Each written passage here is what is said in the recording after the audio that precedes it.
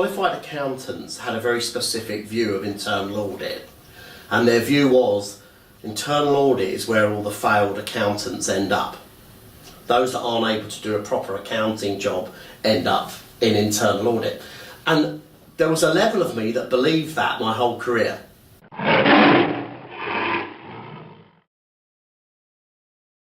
I also remember I went for a buying job when I was at Tesco's. I'd been in audit for about 3 years, and I applied. A job came up to be the petrol buyer. This was in the early days when petrol, literally, we'd only just started selling petrol through garages. And someone had been hand-holding it while it was, but they were looking now for someone to take it on. And I remember I had an interview, and I did really well in the interview, but he said, "We're not giving you the job, Dave, because you don't really have much commercial experience." And that comment stuck with me.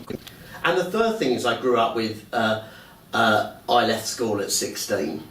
Almost all of my peers from my mid-20s onwards were all through university, typically all qualified accountants. So I had this sense that at some point I was going to get found out, which I lived with for a lot of my career.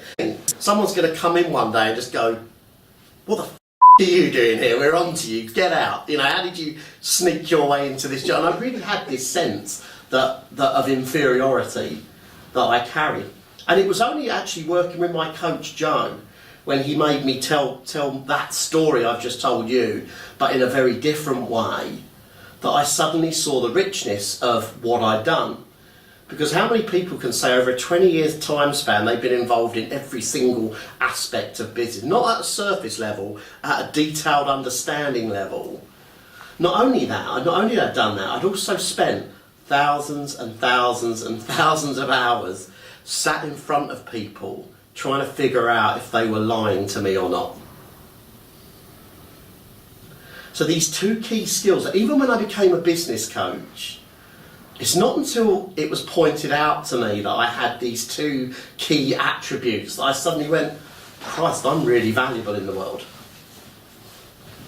And so there was a story I was telling myself, there was a version of a story I was telling myself, and then there was another version of that story, one of which was empowering and one of which was disempowering. And I spent most of my career in the disempowering story. And it was only when I suddenly connected with the idea that the same story told a slightly different way has an entirely different meaning.